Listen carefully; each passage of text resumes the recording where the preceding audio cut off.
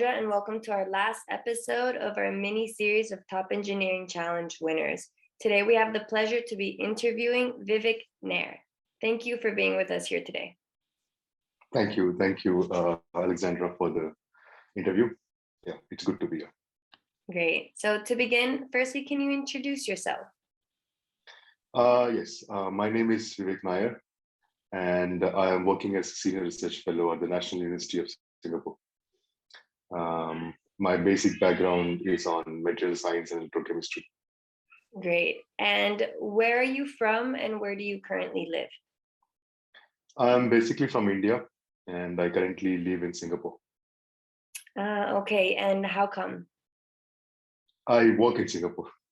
Okay, great. And you were mentioning, what exactly do you dedicate yourself to?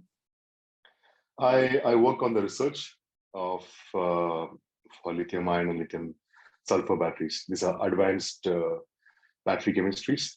I develop new materials and fabricate new cells that are used for stationary storage and electric vehicle based applications. Okay, very interesting. Then I was looking at your profile on LinkedIn and it mentioned Forbes 30 under 30. I was hoping you could explain a little bit more in depth about this. Yeah, I was in the first Forbes 30 under 30 list that was released in 2012. And I got into the list because of my invention that is about turning the emissions from the industries into a valuable carbon material called as carbon nanotubes. And I was working on that project, and further, I formed my own company to do that. And we were able to convert emissions from the industries like petrochemical industries, metallurgical coke industries, thermal power plants. We were able to turn the hydrocarbons and carbon dioxide into valuable carbon-based materials and hydrogen. And yeah, that's it. Okay, great. And why did you choose engineering as your studies? I was interested in science and engineering.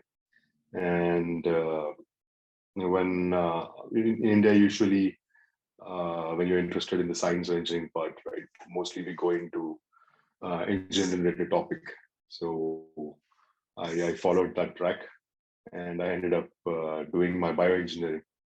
So my bachelor's was in bioengineering, but my PhD was in material science engineering from one university. So I have this dual degree from two universities.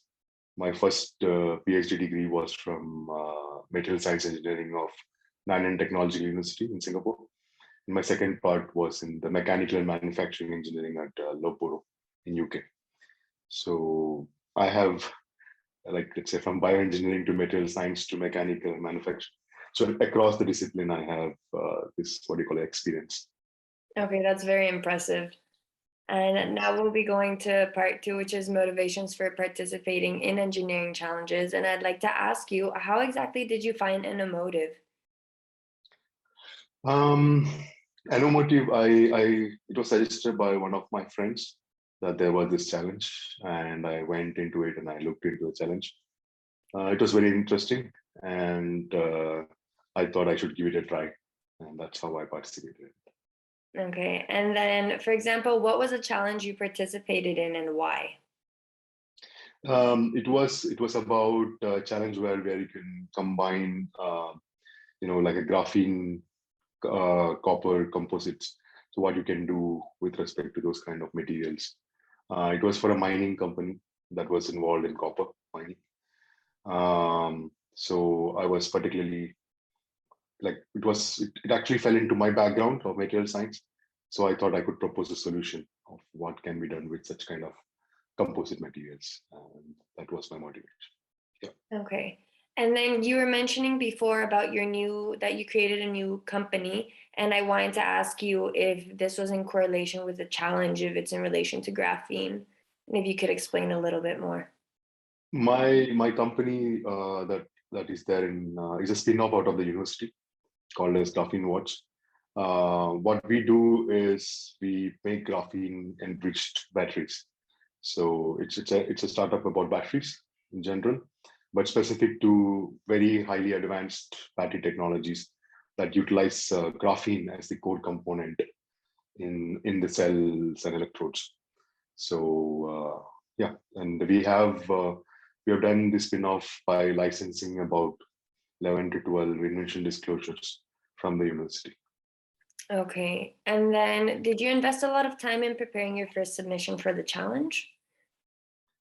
I did take some time, yes. I had to do my own research, make sure what I'm submitting is unique and novel, and it has some value in terms of application. It was worth it because I also got to learn a lot, and if I would have carried forward, there could have been some IP which could have been filed. Did you want to win or simply gain experience? I actually wanted to win. Yeah, I always participate to win.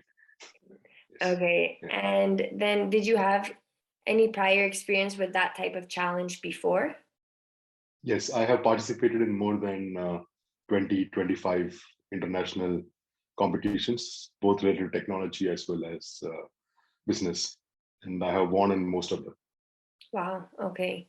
Now we'll be moving to part 3, which is finalizing learning moments. And I'd like to ask you, how did you come up with a solution?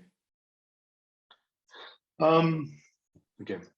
I work on the graphene, as I told you, my experience is in the graphene field. So it was not that difficult to come up with a solution. I was well accustomed to most of the research activity happening in that field. So I could come up with an idea quite faster.